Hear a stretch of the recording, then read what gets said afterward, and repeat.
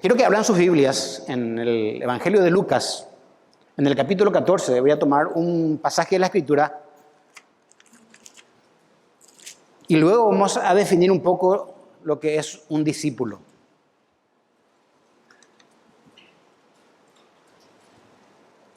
Ahí en el versículo 25 del capítulo 14,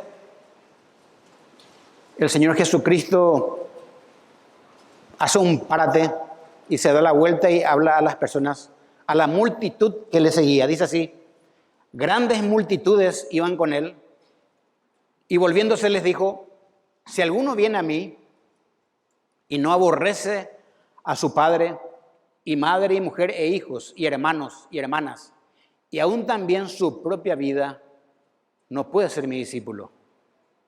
Y el que no lleva su cruz y viene en pos de mí, no puede ser mi discípulo. ¿Por qué? ¿Quién de vosotros, queriendo edificar una torre, no se sienta primero y calcula los gastos a ver si tiene lo que necesita para acabarla? No sea que después de que haya puesto el cimiento y no pueda acabarla, todos los que lo vean comiencen a hacer burla de él, diciendo: este hombre comenzó a edificar y no pudo acabar. ¿O qué rey, al marchar a la guerra contra otro rey, no se sienta primero y considera si puede hacer frente con 10,000 al que viene contra él con 20,000? Y si no puede, cuando el otro está todavía lejos, le envía una embajada y le pide condiciones de paz. Así pues, cualquiera de vosotros que no renuncie a todo lo que posee, no puede ser mi discípulo. 34 dice: buena es la sal, mas si la sal se hiciera insípida, ¿con qué se sazonará? Ni para la tierra, ni para el basural es útil. Lo arrojan fuera. El que tiene oídos para oír, oiga. Hasta ahí la palabra de Dios. Evidentemente acá el gran tema es en qué consiste ser un verdadero discípulo. Bueno, la forma más común de enseñanza en la antigüedad, quiero hacer unos conceptos muy importantes antes. La forma más común de enseñanza en la antigüedad consistía en que los maestros enseñaban caminando y los que querían aprender le seguían o caminaban al lado del maestro. Esta era la forma de enseñar. Los maestros caminaban por ciudades y los alumnos, digamos, le seguían.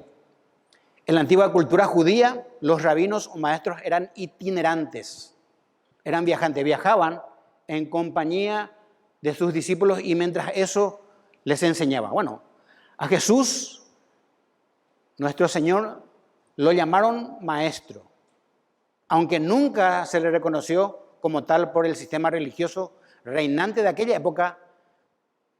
Uno de sus discípulos, justamente el que le vendió, le dijo así en 26-25 de Mateo: entonces respondiendo Judas, el que le entregaba, dijo: ¿soy yo maestro? Le dice Jesús. Él le dijo: tú lo has dicho. Judas, el que le vendió, le consideraba a Jesús un maestro, aunque la religión de aquella época no le consideraba así. Bueno, el Señor Jesús hizo lo mismo en su época. Mientras él caminaba, enseñaba. A veces paraba, pero la mayor parte de su vida enseñó caminando. Él enseñaba caminando. Mucha gente le seguía. Entre esa multitud le seguían sus verdaderos discípulos. Entre la multitud. Bueno, ¿qué significa discípulo? Vamos a estudiar un poco el concepto del discípulo. Ustedes saben que el concepto de discípulo ya se conocía antiguamente, antes que Jesucristo estuviera. Les digo por qué. Solamente voy a citar para los que están anotando, le ahorro para no abrir sus Biblias. En Juan 9:28 hubo un encuentro de Jesús con un ciego. Después que este ciego haya sido sanado por Jesús, vinieron los fariseos y le dijeron a Jesús en Juan 9:28 lo siguiente: Le injuriaron al ciego y le dijeron, tú eres su discípulo, le dijeron los fariseos. Pero nosotros, dicen los fariseos, dijeron, somos discípulos de Moisés. El primer tipo de discípulos, los fariseos se consideraban discípulos de Moisés. El segundo, Marcos 2:18 dice, y los discípulos de Juan el Bautista y los de los fariseos ayunaban. Y le dijeron, ¿por qué los discípulos de Juan y de los fariseos ayunan y tus discípulos no ayunan? Le preguntaron a Jesús. El segundo tipo de discípulos, de los fariseos y también de Juan el Bautista. Juan el Bautista tenía también discípulos, gente que le seguía y a quienes él enseñaba. Pero también, ya escucharon ahora, pero voy a explicar mejor, los fariseos también tenían discípulos. Mucha gente le consideraba maestro a ellos. Dice en Mateo 22:15 al 16 lo siguiente. Entonces se fueron los fariseos y consultaron cómo sorprenderle a Jesús en alguna palabra. Y le enviaron los discípulos de ellos, de los fariseos, con los herodianos diciendo, maestro, sabemos que eres amante de la verdad y que enseñas con verdad el camino de Dios y que no te cuidas de nadie, porque no miras la apariencia de los hombres. Esto leí para que entiendan que también los fariseos tenían discípulos. Era conocido antes de Jesús. Bueno, discípulo es un término castellano que se deriva del latín discípulos y significa alumno o aprendiz. Esto es muy importante. Un discípulo es una persona que aprende, es un alumno. Un equivalente exacto de la palabra griega del original es matetes, con una H intermedia, matetes, que significa un estudiante que se adhiere o viaja con un maestro en una relación pedagógica. Un discípulo es una persona que viaja con una persona y esta persona le está enseñando a él. Es un aprendiz, es un discípulo.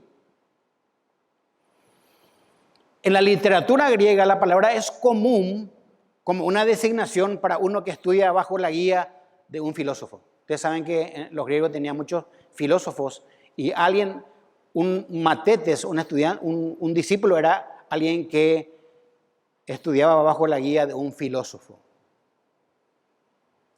El grupo de apóstoles fueron escogidos de una gran compañía de discípulos. Los 12 apóstoles que tenemos nosotros fueron elegidos de una compañía de discípulos que estaban con Cristo. Y por virtud de esta selección llegaron a ser discípulos por excelencia. Leo, Lucas 6, 2 al 13 dice, en aquellos días Jesucristo fue al monte a orar y pasó la noche orando a Dios. Y cuando era de día, llamó a sus discípulos y escogió a 12 de ellos, a los cuales también llamó apóstoles. Bueno, los seguidores de Jesús aparecen como sus discípulos en los evangelios, preservándose así este nombre hasta nuestros días. Cualquiera que siga a Jesús hoy es un discípulo. Pero vamos a ir explicando este tema. Dijimos, es un discípulo, es un aprendiz, uno que se apega voluntariamente a un maestro, escuchen, a fin de aprender un oficio o una materia. Es uno que aprende al observar y luego a hacer. Este es un discípulo. Aprende del maestro y luego él hace lo que el maestro enseñó. Ahí en 2 Timoteo 2, 1 al 2, para los que están anotando, le dice Pablo a Timoteo, le escribe Pablo a Timoteo, le dice, así que tú, hijo mío, fortalécete por la gracia que tenemos en Cristo Jesús. Lo que me has oído decir en presencia de muchos testigos, lo que me escuchaste a mí, Timoteo, predicar entre muchos testigos, vos mismo ahora encomendalo a creyentes dignos de confianza que a su vez estén capacitados para enseñar a otros. Dijimos que un discípulo es una persona que aprende de un maestro y luego manda a hacer o hace él. Esto es lo que le dice Pablo a Timoteo, le escribe y le dice, lo que vos escuchaste de mí, el Evangelio, las verdades de la palabra de Dios, enseñale a otro. Ahora vos enseñale a otro para que también estos enseñen a otros. ¿Se dan cuenta? Esto es un discípulo. La palabra discípulo fue el nombre más común que se usó para describir a los seguidores de Jesucristo antiguamente. Y escuchen, hermanos, se emplea 264 veces en los evangelios y con el libro de los Hechos de los Apóstoles. 264 veces está escrito la palabra discípulo. Algo muy importante y que llama la atención. Es una cantidad inmensa. En el libro de los Hechos, la palabra discípulo prácticamente es usada sin necesitar una descripción posterior. ¿Qué quiere decir esto? Era común llamar a un creyente discípulo en la antigüedad. Un creyente era un discípulo. Esto que enfatizo para que nos demos cuenta de qué está pasando hoy en día. Un creyente era un discípulo. Es decir, en el libro de los Hechos, ser llamado discípulo es sinónimo de ser un cristiano genuino. Dicho de una manera, un cristiano es un discípulo.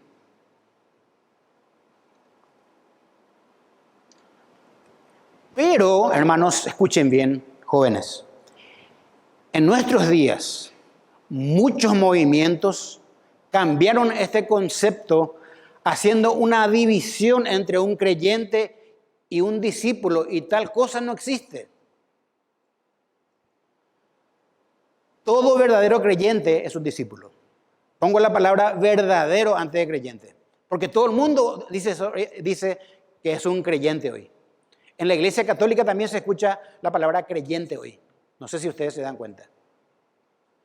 Pero en la Biblia, todo verdadero creyente, y quiero que nos analicemos todos, cada uno de nosotros, y yo me estoy analizando ahora, todo verdadero creyente es un discípulo.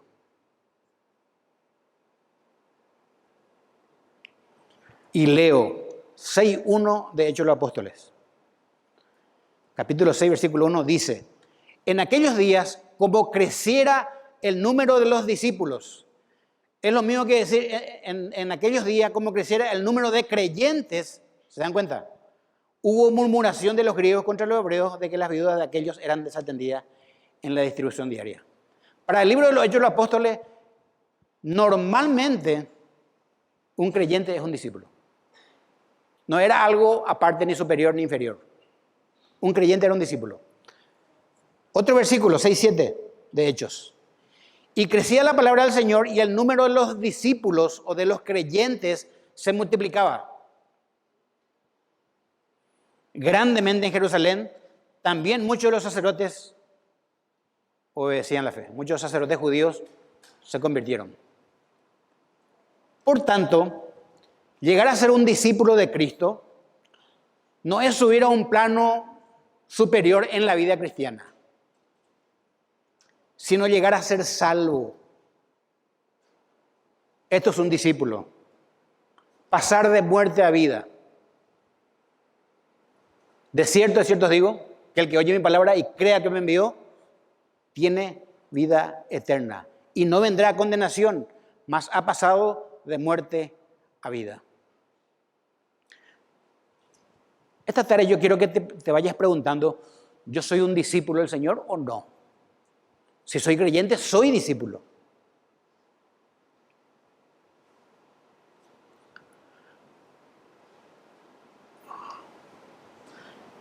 Y algo importante, de hecho, el nombre cristiano que somos nosotros ahora, se le llamó a los discípulos o a los seguidores de Cristo mucho tiempo después de que haya crecido el número, después de que haya crecido el número de convertidos creyentes. Cristiano se le llamó después a los discípulos.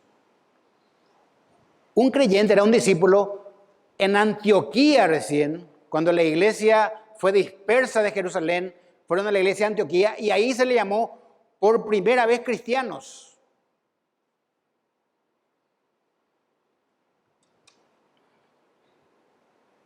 Leo 11:26 de Hechos de los Apóstoles dice: y se congregaron allí todo un año con la iglesia y enseñaron a mucha gente, y a los discípulos se les llamó cristianos por primera vez en Antioquía. ¿Se dan cuenta? Uno es primero discípulo en aquella época. Uno primero es discípulo del Señor y después cristiano. Y ustedes saben, jóvenes, no quiero que se dejen engañar. Todo el mundo hoy es cristiano. Todo el mundo hoy es cristiano. En Hechos, en los Hechos, hasta el capítulo 21, todos los adeptos, escuchen, incluso mujeres son llamados discípulos de Jesús. En el cristianismo, voy a volver a recalcar esto muy importante, discípulos se refiere a los seguidores originales de Jesús en el Nuevo Testamento y se amplía para incluir a todos los seguidores cristianos a lo largo de la historia. Y esto es muy importante. Su seguimiento de los cristianos de Jesús tiene como fin aprender de Él. Aprender de Él. Y crecer en madurez espiritual. Todos los cristianos estamos llamados, los que seguimos a Jesús, estamos llamados a aprender de Él y a crecer en madurez espiritual. Si esto no está pasando con nosotros, tenemos que preguntarnos qué está pasando con mi vida.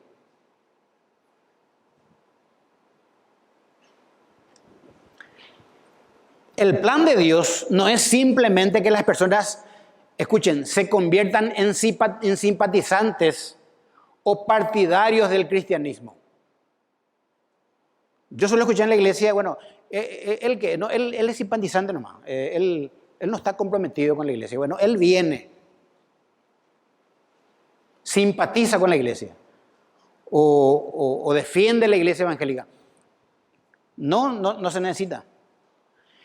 Sino que una persona está llamada a ser un verdadero discípulo de Jesús. Estamos llamados todos a ser verdaderos discípulos de Jesús. No a ser simpatizantes de la iglesia evangélica.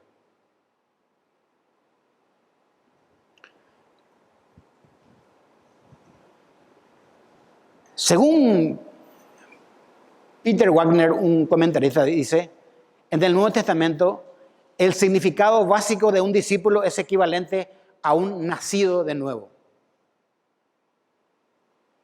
Si vos naciste de nuevo, sos un discípulo. Si no, no sos nada. Solamente sos gente de la multitud que sigue a Jesús. Porque vamos a estudiar después del capítulo que leí, cuando Jesucristo se da la vuelta y habla, muchos se fueron. Muchos desaparecieron de ahí.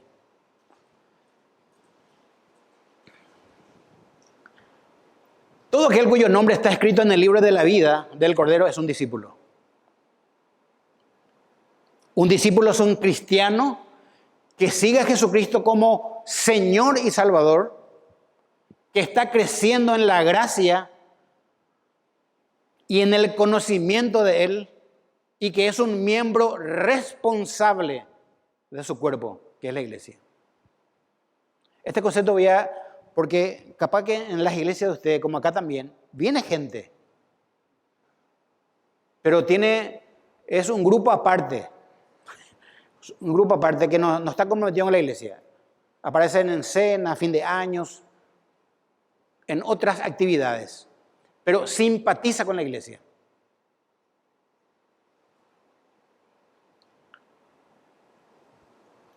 Un discípulo es un cristiano que sigue a Jesucristo como Señor y Salvador, que está creciendo todos los días de su vida en la gracia y en el conocimiento de Él, y que es un miembro responsable de su cuerpo, que es la iglesia. A principios del siglo II, allá por los 100 y algo, después de Cristo, Ignacio de Antioquía, el primer mártir que no aparece en el Nuevo Testamento, sí en la historia del cristianismo, usó el término para sí mismo como el equivalente de un mártir. Esto ya es mucho más profundo. Un discípulo era un mártir. Él murió, Ignacio de Antioquía murió allá por el 107, siendo atacado por los leones en el Coliseo romano por negarse a adorar a los dioses romanos. Usted entra en Google y va a ver un video.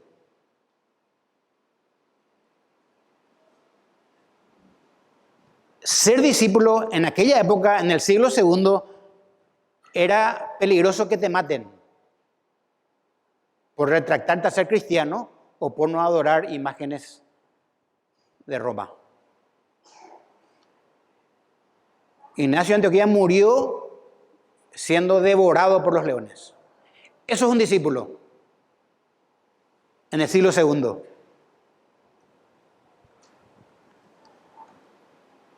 Entonces, en el siglo II, la muerte en aquella época sería la prueba de un verdadero discípulo. Uno que no se retracta. Uno que dice, yo soy un discípulo del Señor. Y me mantengo. Es un desafío para los jóvenes hoy. Si mañana el gobierno nos dice a nosotros en la iglesia, para entrar a congregarte mañana, en tu iglesia vas a comer 5 cintarazos y entrar a congregarte. Pero 5 fuertes. ¿Quién entra? ¿Quién se va? Quiero escuchar. ¿Quién se va mañana a la iglesia?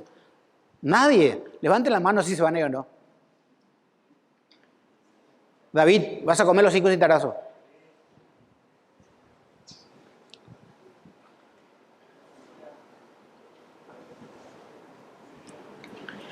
Un predicador dijo lo siguiente: así como la salvación no nos ha costado nada, escuchen, seguir a Cristo nos puede costar todo. Porque seguir a Cristo tenemos que dejar cosas, tenemos que renunciar a cosas, dejar amistades, dejar pecados que acaricio y seguir al Señor. Por eso ser un discípulo cuesta. En realidad la salvación fue gratis. O si no, no nos salvaríamos nadie. Pero seguir a Cristo, yo sé que mucha gente sabe. Muchas personas que están acá saben por qué pagan el precio de ser un discípulo. Cuesta todo. Nos puede costar todo. Una de las más concretas definiciones que Jesús dijo acerca del verdadero discípulo, y quiero que abran sus Biblias, está en Mateo 10, 37 al 39.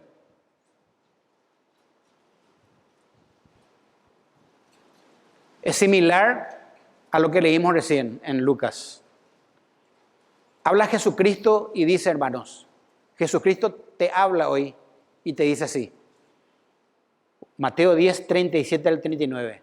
El que ama a padre o madre más que a mí, no es digno de mí. El que ama a hijo o hija más que a mí, no es digno de mí. Y el que no toma su cruz y sigue en pos de mí, no es digno de mí. El que halla su vida la perderá, y el que pierde su vida por causa de mí, la hallará.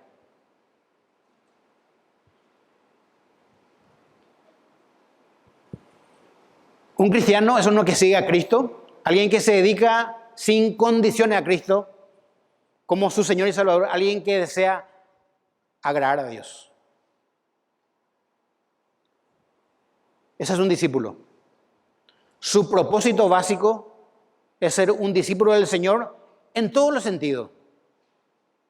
Cuando cae, cuando falla, busca el perdón y desea ir adelante. Cuando se cae, se levanta, se limpia y sigue. Este es su espíritu y camino. La pregunta, ¿somos así nosotros? Yo soy un discípulo, yo estoy caminando con el Señor. Pero tiene estas características.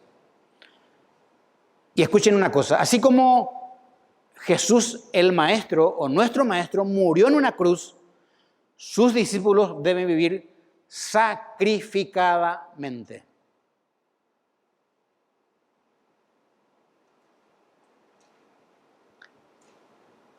La gente rehúye al sacrificio hoy. Nos olvidamos que los discípulos vivían sacrificadamente. Si vamos a la iglesia, ¿tienen aire acondicionado esa iglesia para irnos? No vamos a sufrir tanto calor. ¿Cuánto vamos a caminar?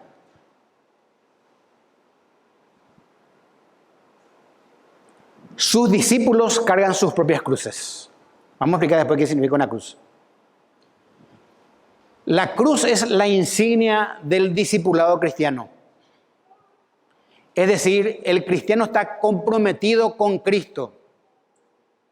Antes que yo esté comprometido con la iglesia como pastor, yo estoy comprometido con Cristo. Por eso yo soy pastor de esta iglesia. Porque mi compromiso es con Cristo primero. Él es mi maestro. Y eso tiene su precio. A veces, sacrificios. Los que vinieron de cordillera se sacrificaron, ¿verdad, Pedro? Vinieron de lejos. Para los discípulos, cargar la cruz está inevitablemente unido al sufrimiento. Un cristiano que no sufre, hay que ver. Porque la Biblia habla de que uno sufre. Sufrimos, no por nuestros pecados, sufrimos por la causa de Cristo. Hay un precio que pagar como un discípulo. El pastor MacArthur comenta acerca del costo de ser un verdadero discípulo. Dice él así: significa tomar la cruz diariamente, lunes a lunes, dando todo por Cristo cada día sin reservas, ni incertidumbres, ni amagues o vacilaciones. Vacilar es amagar. Me voy, no me voy, me voy, no me voy. No es un buen discípulo aquel. El discípulo de Cristo va. ¿Cuesta sacrificio lo que va a hacer? Lo hace. Porque tiene un maestro, Cristo. Y es un cristiano genuino. Y lo hace con gozo, no con quejas. Significa no reservarse nada a sabiendas. Yo no tengo que guardar nada del Señor. Él me conoce a mí. No puedo esconderlo nada de paso. No esconder nada de su señorío intencionalmente, ni retener nada de su control. Él controla mi vida. Es cortar lazos que nos atan al mundo. Escuchen, es cortar lazos que nos atan al mundo. Sellar las puertas de escape. Un discípulo verdadero es el que va adelante con Cristo hasta la muerte. Una vez puesta en el arado, su mano no vuelve la vista para atrás.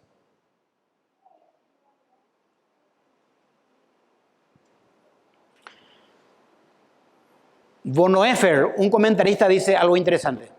Lo dijo concisamente. Cuando Cristo llama a un hombre, a una mujer, lo manda a venir y morir.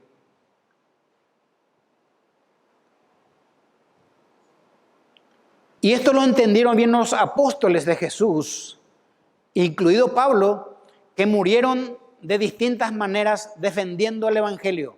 Todos murieron de una horrenda forma. Crucificados, decapitados, lanceados. Dice que Tomás, la historia, fue arrastrado de un caballo hasta morir totalmente despedazado por no negar a su Señor, a pesar de que él no quería aceptarle a Cristo. Él había dicho que solamente si él le veía y creería.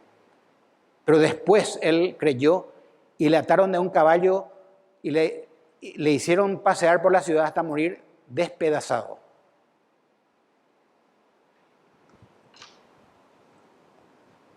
El cargar la cruz ha probado ser la única manera de triunfar sobre el sufrimiento. El discípulo de Cristo no busca sufrir, pero tampoco el sufrir le es sorpresa.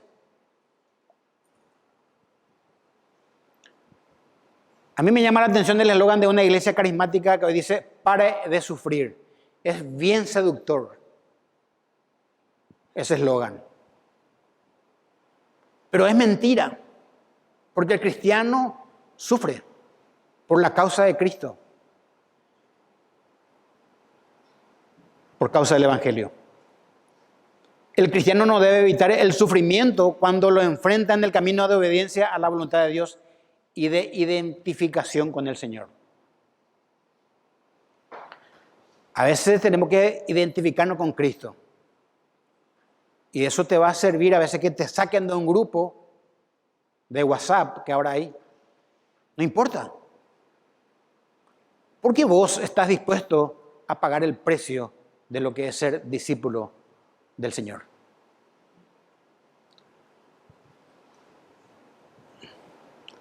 La consagración de un discípulo incluía sufrimiento y muerte cuando el servicio fiel los demandaba. Por eso el llamamiento al Calvario debe ser reconocido por lo que es. Escuchen lo que dice MacArthur. Es un llamamiento bajo el señorío de Cristo y responder a tal llamamiento es convertirse en creyente. Cualquier cosa inferior a esto es incredulidad.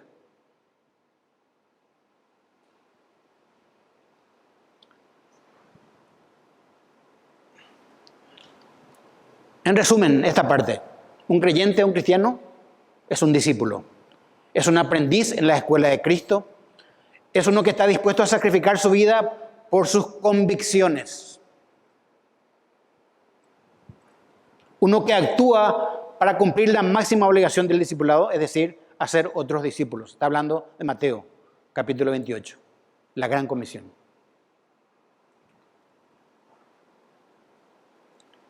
Quiero analizar un poco nuestro pasaje que hemos leído al principio. Abran su Biblia en Lucas 14, 25.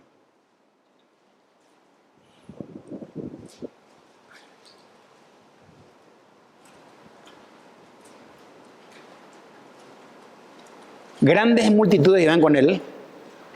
Y Jesucristo se da la vuelta y les dice: si alguno viene a mí y no aborrece a su padre y madre y mujer e hijos y hermanos y hermanas y aún también su propia vida, no puede ser mi discípulo.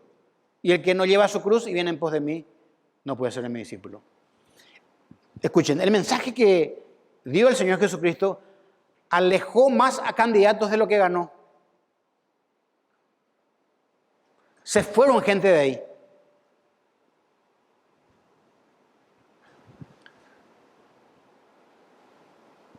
¿Por qué? Porque Él siempre rehusó dar un mensaje que da una falsa esperanza de salvación. Escuchen, el Señor Jesucristo nunca intentó salvar a nadie. A quien quiso, salvó. La mujer samaritana se encontró con Zaqueo, se encontró con el ciego, se encontró con mucha gente y lo salvó. No intentó nunca salvarle.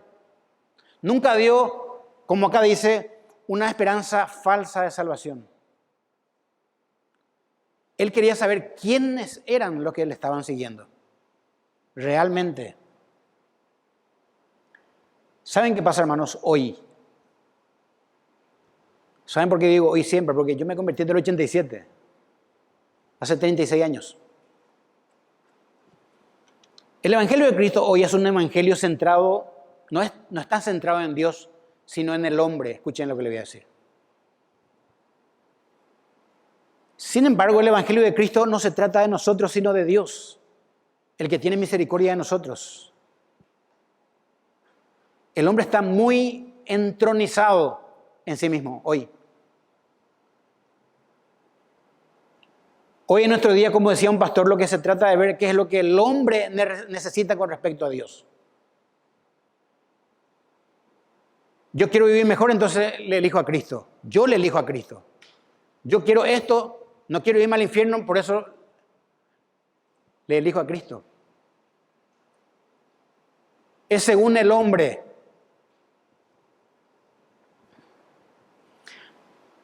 Haciendo una analogía, cuando uno va a un restaurante por causa del consumismo reinante que hay, lo que se debe ver que es lo que el cliente necesita, siempre que esté lo más confortable posible en un restaurante, preparándole el mejor plato, el más sabroso, con tal de que se haga todo de su agrado. Cuando nosotros vamos a los restaurantes, los mozos vienen a ver cómo, para que nos sintamos mejor. Bueno, esto hoy se trasladó en las iglesias. Es decir, los creyentes también creen que pueden exigir según sus necesidades en su mentalidad consumista acerca de lo que ofrece la iglesia. Hoy la gente dice, no, yo no quiero este, sí, yo quiero este. Tal reunión a mí me interesa, tal reunión no me interesa. A mí no me conviene esto. Es como comprar de un shopping hoy. Así está el creyente de hoy en día.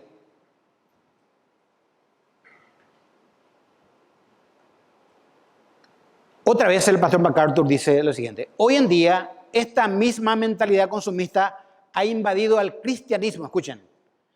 Dicen que el culto de la iglesia es demasiado largo. Pues acortémoslo, dicen hoy. Todo es demasiado formal. Vistámonos con ropas deportivas. Demasiado aburrido. Dicen que en Barcelona, en el verano, los pastores ministran con bermuda la palabra de Dios. Después se van al mar. En esta nueva versión del cristianismo, usted es socio del equipo, diseñador de la vida de la iglesia. Usted también opina y dice, bueno, vamos a hacer esto. Y se deja por fuera toda autoridad anticuada, los sentimientos de culpabilidad, la responsabilidad y los absolutos morales están fuera. Hoy en día hay iglesias por todas partes que están ansiosas de ajustar el mensaje de la palabra de Dios para que las personas se sientan cómodas.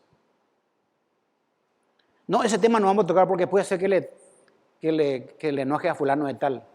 Se ajusta a la gente.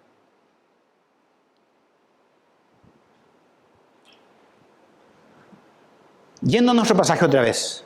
En el contexto de este pasaje, Jesús enseñó una parábola de la gran cena. Si ustedes ven ahí en el versículo 15 del capítulo 14. En el contexto, Él enseñó la parábola de la gran cena, enseñando que las personas rehusaban seguirle porque estaban dando excusas para no entrar en el reino de Dios. Esto es lo que motivó a Jesús a hablarle del costo del discipulado. Si usted lee en el 14, 18 al 20, dice lo siguiente: y todos a una comenzaron a excusarse. ¿Se acuerdan que un siervo salió y le invitó a todos? Porque la cena ya estaba preparada para todos. Y acá dice, y todos a una comenzaron a excusarse. El primero dijo, he comprado una hacienda y necesito ir a verla. Te ruego que me excuses. Otro dijo, he comprado 5 yuntas de bueyes y voy a probarlos. Te ruego que me excuses. Y otro dijo, acabo de casarme y por tanto no puedo ir. Siempre piensen en sus parientes, compañeros de colegio y de trabajo y de facultad. Siempre hubo excusas para seguirle a Cristo. Yo también tuve excusas antes, después Él me salvó. Hay excusas. Por eso le habló tan fuerte de esta manera desde el versículo 25.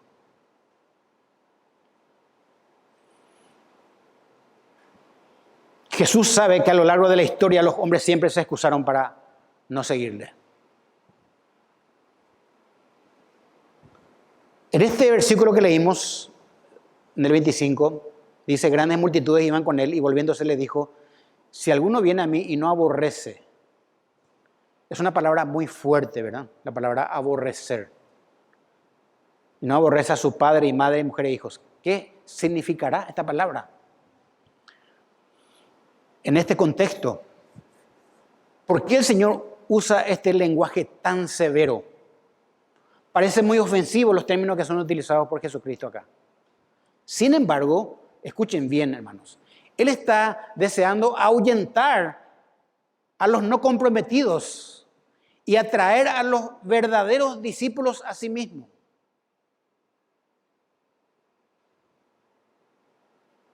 No quiere personas indecisas con Él, llevadas engañosamente a creer que están en el reino. Qué diferente, hoy las iglesias ofrecen cualquier cosa para que la iglesia se llene. Jesucristo decía que se vayan los que no eran de Él. La palabra aborrecer en este contexto es una manera semítica o judía de expresar preferencia. Él está diciendo, si vos le preferís más a tu padre, a tu madre, hermanos, hijas e hijos, más que a mí, no sos digno de mí. Es preferencia. Por ejemplo, Dios declaró en Malaquías, amé a Jacob y a Esaú aborrecí. No es que Dios tuviera animosidad hacia Esaú, pero Él prefirió a Jacob por haberle dado su promesa y lo iba a hacer a través de él. Por eso, Él prefirió a Jacob. Entonces, aborrecer a los propios familiares significa preferir a Dios, escuchen, por encima de ello, haciendo caso omiso a lo que ellos desean, especialmente si hay algo de lo que ellos desean, si hay algo de lo que ellos desean está en contra de los principios de Dios.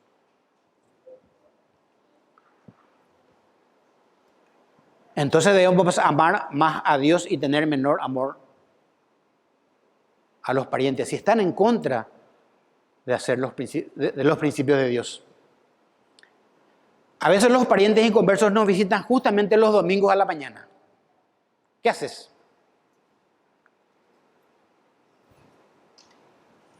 Yo no crecí con mi papá porque soy hijo de padres separados.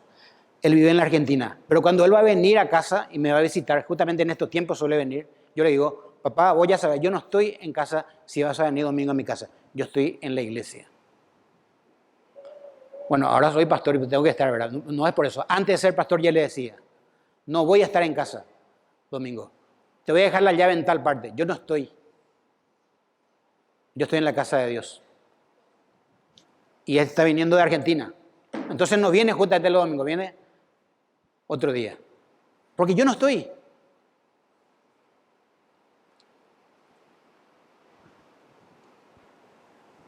Yo tengo un compromiso con Cristo.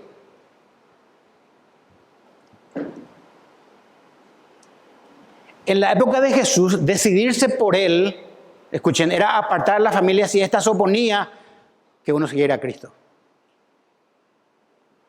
Tenía un alto costo y a veces era persecución y muerte. Hoy ser cristiano, escuchen, forma parte de la cultura. Es un estatus ser cristiano. Yo asisto a la iglesia tal. Así la gente hoy dice, yo asisto a la iglesia tal. Hoy ser cristiano es ser un ciudadano del mundo. La brecha se va achicando. Jesús, en este pasaje, resumió las prioridades de los inconversos en 3 categorías principales. Escuchen. 3 categorías. Tocó el egoísmo, que significa falta de renunciar a tu propia vida. Relaciones, ponerle a Él como prioridad sobre tus seres queridos. y las posesiones. ¿Se acuerdan? Tengo una hacienda, compré 5 bueyes, yunta de bueyes.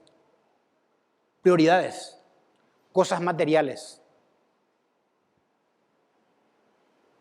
Eso es posesiones. Renunciar a todo lo que posee es amar a Jesús por sobre todas las cosas. ¿Tenemos que tener cosas materiales? Por supuesto que sí. Tenemos casas, tenemos vehículos, tenemos posesiones. Claro que sí, nos sirve. Pero eso no tiene que ser más, no tiene que tomar el lugar de mi amor por Cristo. No tengo que amar más eso que a Jesucristo. Eso está hablando el Señor Jesucristo, de un discípulo.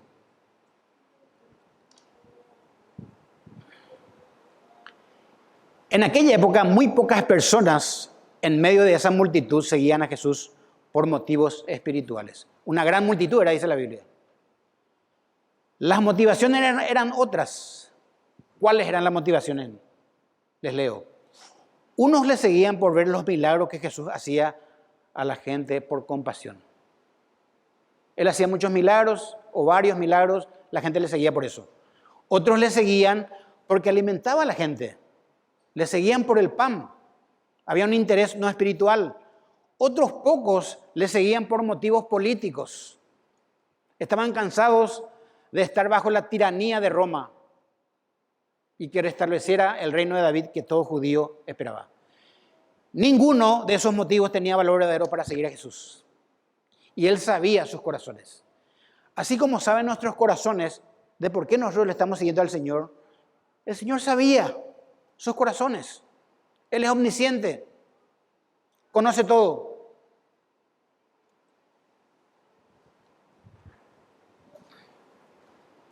Una cosa interesante, Jesús jamás se dejó impresionar por el entusiasmo de la gente. No, Él conocía sus corazones. Decía un pastor, me gustó lo que dijo, que Jesús era como esa luz que atraía a sí mismo a las personas como esos insectos nocturnos que se acercan a una lámpara. Ven que cuando hay una lámpara de alumbrado público, están muchos insectos ahí. Pero una vez que esa lámpara calienta, los insectos se acercan a él, presienten el calor, el compromiso que despide esa lámpara, luego la gente se vuelve a alejar. Hace 3, 4 años atrás, acá estábamos en el otro local, había 40 jóvenes, 45 jóvenes había, cada sábado. Empezamos a estudiar la Biblia y se fueron la mitad. No sé dónde están todos. Empezó a calentar la lámpara.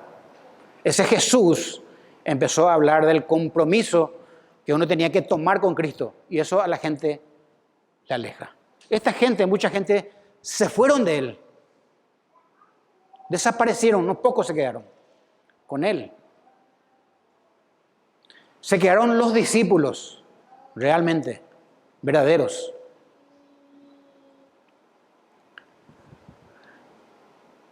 Escuchen, cuando el Señor Jesús habló de prioridades supremas y de aborrecer aún más a sus propias vidas para seguirle, muchos abandonaron el barco. Porque cuando el Señor empieza a exigirnos para aborrecer aún nuestra propia vida, ahí es otro tema. Ahí pide muchísimo. Y muchos se van. ¿Saben por qué se van? Porque no son discípulos.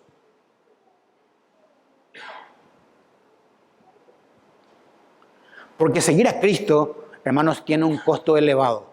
El que me dice, no, es muy fácil seguir a Cristo. No es cierto.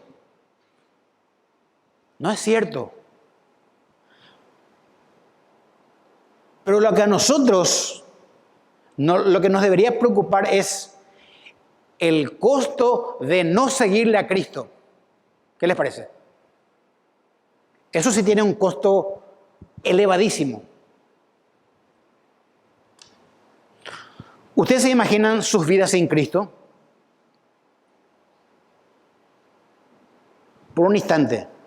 ¿Qué sería su vida sin Cristo? Yo me imagino la mía, hermanos.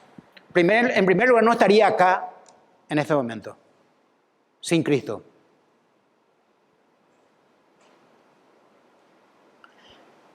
Conocí a Cristo a los 23 años de edad. Lastimosamente conocí cosas que no debería conocer a esa edad aún. Pero así es el pecado. Y muchos jóvenes de que están acá no hace falta que pasen por esa experiencia. Hoy usted puede decidir a ser un discípulo del Señor. Yo no sé qué pasaría de mi vida sin Cristo. Estaría divorciado, separado de mi esposa, yendo por la vida sin rumbo fijo. Le digo la verdad. Entonces, usted piense hoy, ¿qué sería su vida? ¿Qué costo tendría su vida sin Cristo? Un costo altísimo. Con Cristo hoy, la vida es más llevadera y tiene promesas para nuestra vida. Por su misericordia.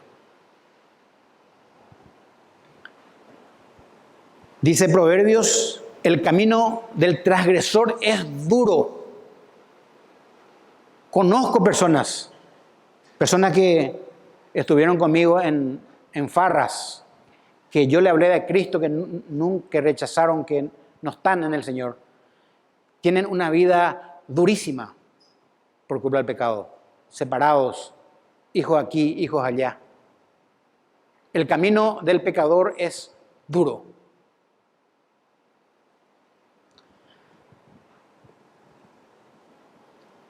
Entonces, el evangelio anunciado por el Señor Jesús era un llamamiento al discipulado. Escuchen, es un llamamiento a seguirle en obediencia sumisa.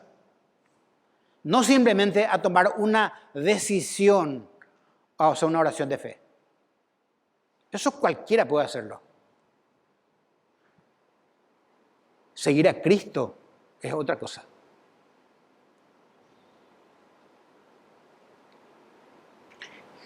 Jesús dijo que a muchos de los que ahora le llaman Señor, escuchen, se les cerrarán las puertas de entrada al reino de los cielos. Esto dice Mateo. No todo el que me dice Señor, Señor, entrará en el reino de los cielos. Mateo 7. Hoy existen, escuchen, esto es lo más triste, hermano. Hoy existen sectores o grupos evangélicos que han llegado a proponer que la doctrina de la conversión a Cristo no implica ninguna clase de compromiso espiritual. Vos tomás decisión por Cristo y ya está. Ya sos salvo. No dice la Biblia eso. Porque el creyente es un discípulo obediente al Señor. Uno que vive en obediencia. Que no es necesario el arrepentimiento de los pecados, ni cambio de modo de vida, ni dedicación, ni siquiera rendirse al Señor de Cristo, porque dicen que esto es una obra humana y que no tiene nada que ver con la gracia divina. Y esto me gusta lo que dijo el pastor MacArthur en su libro El Evangelio según Jesucristo. Comenta, él dice, me temo que multitudes de personas que hoy llenan los bancos de la iglesia se encontrarán entre los rechazados por no hacer la voluntad del Padre.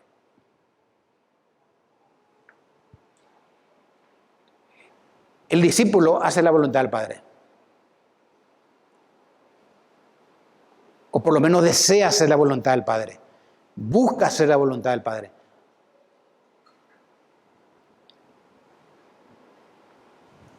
Bueno, hubo personas que querían seguir a Cristo en la época de Cristo, pero no lo lograron. Por ejemplo, uno de ellos, ustedes conocen, el joven rico, ¿se acuerdan? El que vino a preguntarle, maestro, bueno, ¿qué tengo que hacer para heredar la vida eterna? Jesucristo le habla, bueno, tenés que hacer esto, le habla de la ley, y él dice, no, yo eso ya cumplí todo, desde joven, con eso estoy espectacular. Y bueno, Jesucristo le dice, bueno, entonces si quieres ser perfecto, Mateo 19, 21, anda, vende todo lo que tienes y dale a los pobres y tendrás tesoro en el cielo. Y ven y sígueme. Sabemos que este joven se alejó triste del Señor porque amaba más sus bienes que a Dios. Jesucristo le tocó la llaga. Ahí le tocó a Jesucristo.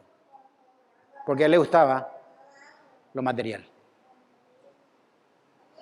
Debería tener lo material y no hay ningún problema. Pero él le quería más a sus bienes que a Dios. Y eso le demostró con esto. Él se alejó triste, dice. No sabemos si se convirtió después, la Biblia no dice. Es difícil que después haya vuelto. Personas que no lo lograron. Lucas 9, 23, 24 dice, y decía a todos, predicando él, Lucas 9, 23, 24, si alguno quiere venir en pos de mí, niéguese a sí mismo, tome su cruz cada día y sígame, porque todo el que quiera salvar su vida, la perderá, y todo el que pierda su vida por causa de mí, la salvará. Esta cruz de la que habla acá, no es simplemente una circunstancia de vida difícil de sobrellevarlo. No es hoy tengo este problema y me cuesta mucho. No, significa renunciar a la ambición egoísta y a todo derecho de controlar nuestro propio destino. Escuchen una cosa, hermanos. Muchos hombres de Dios estuvieron y otros están predicando la palabra de Dios y que no era de ninguna manera el plan personal de ellos. No estuvo en su plan predicar la palabra de Dios, ni ser un pastor de una iglesia, ni ser un misionero, pero sí en el plan de Dios. Y ellos obedecieron. Yo conozco muchos de ellos. Yo quería ser arquitecto, yo quería ser ingeniero, yo quería viajar a otro país. No tenía nada de plan de ser un predicador. Pero Dios es el que controla. Y el discípulo obedece. De tal manera que lo que Dios te mandó a hacer, hagámoslo. Nos mandó a hacer. Y Dios tiene algo para cada uno de nosotros. Está en la palabra de Dios. No dice exactamente, pero la palabra de Dios te va a enseñar y te va a llevar señales en ella que tenés que hacer con tu vida. Está ahí la voluntad de Dios. Aparte que es perfecta y es agradable. ¿Estás dispuesto a decirle al Señor, me niego mis planes personales, a mis planes personales? Señor, disponé de mi vida a partir de hoy. Es lo mejor. Oramos esta parte, ¿sí? Gracias por esta hermosa tarde. Te agradecemos porque estamos aprendiendo que un discípulo, Señor, es un creyente. Es un creyente genuino. Es un creyente verdadero, porque te sigue. Te agradecemos por todo, por esta hermosa tarde. En el nombre de Cristo Jesús. Amén.